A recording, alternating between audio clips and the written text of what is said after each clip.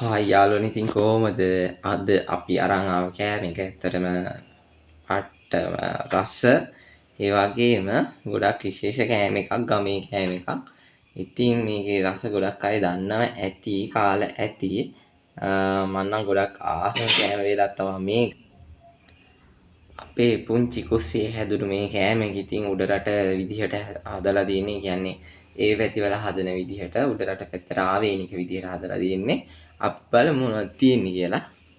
ඉතින් අපි මේක උඩරට විදිහට හදාගත්තට ඇත්තට මේක ලංකාව පුරාම කියන්නේ හැම පැත්තකම වගේ මේ විදිහට කනවා. කියන්නේ මේක අපි ඒක ඔයාලට දැක්කාම තේරෙයි ඒක එක විදිහට තෝරගෙන තියෙනවා මිනිස්සු. කියන්නේ එක විදිහට හදාගෙන මේ විදිහටම මේ මෙනු එක කනවා. ඒක අපි බලමු මොනවද තියෙන්නේ කියලා. ඉතින් අපිට හම්බුණා ලොකු පොලොස් ගෙඩියක්. ඉතින් මේ තියෙන්නේ ඒකෙන් හදාගත්ත පොලොස් මැල්ලුමක්. ඇත්තටම ආරම සුවඳක් එනවා. කොහොමද බලන්න පාට එකේ හොඳට පොලොස් මැල්ලුමක් හදලා ඊට පස්සේ අපි පොලොස් මැල්ලුමට මැච්චෙන විදිහට අපි හදාගත්තා අපේ විදිහට සුපිරි කරෝල හොද්දා. මේ තියෙන්නේ ඒක.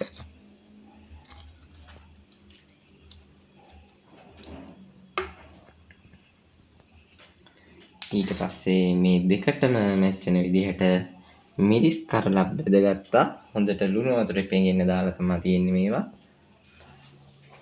ඉතින් යාළුවනේ පොලොස් මැල්ලුමක් කියන්නේ අනිවාර්යෙන් බෙදපු මිරිස් කරලක් තියෙන්න ඕනේ. අපි බත් ටිකක් හදාගෙන තියෙනවා කැකුළු බත්. අපි අපේ මාළු ටික බෙදාගෙන බලමු.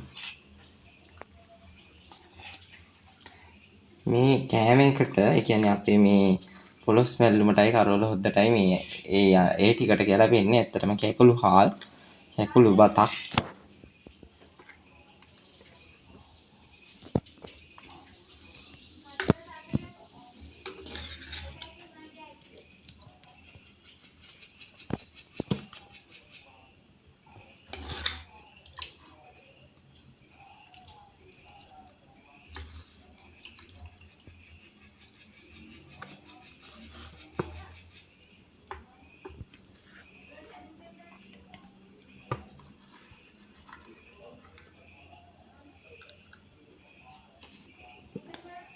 මෙන්න තියෙනවා අපේ රසම රස කෑම වේල.